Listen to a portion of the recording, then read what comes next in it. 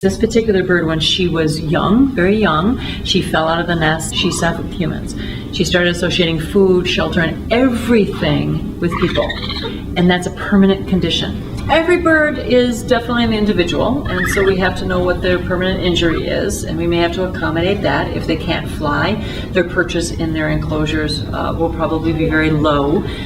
If they are blind on one side, we're very careful on that side not to startle them, for example.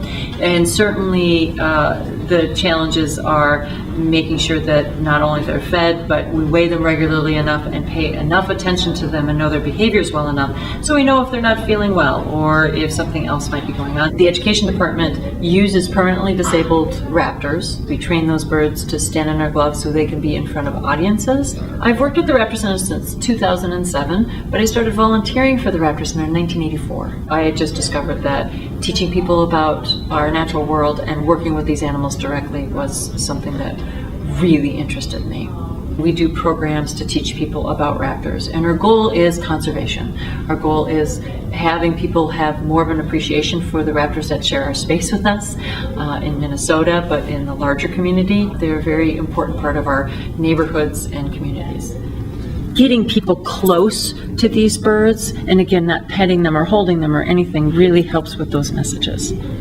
The Raptor Center is within the University of Minnesota, and we're associated with the College of Veterinary Medicine, but we get very little funding from the university. Funding is a challenge. We do charge for going out to schools and going out to libraries and county fairs and all these other places.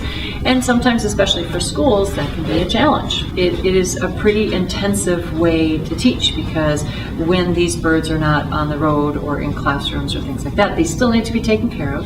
They still need to be fed, and 365 days a year. We have in the education department about 60 volunteers. The Raptor Center itself has over 300 volunteers. And that's where I started. I started as a volunteer. It is a specialized skill, and it can be very expensive to take care of them, and you have to have a knowledge base that a lot of people don't have. Training takes time. Knowing what their favorite foods are is very, very important, because then when we're training, then we use those favorite treats then for training.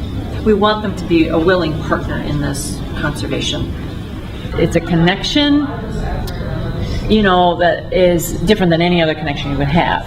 And especially when you're training and the animal understands what you're asking them to do, and you see it. You see them understand. I swear I've seen a light bulb on top of their head, go off and they get it. And to me, that is the biggest high. It's the biggest reinforcement for me. And it's like, yeah, you got it. Or when they turn around and try to train you to do something, that's even better.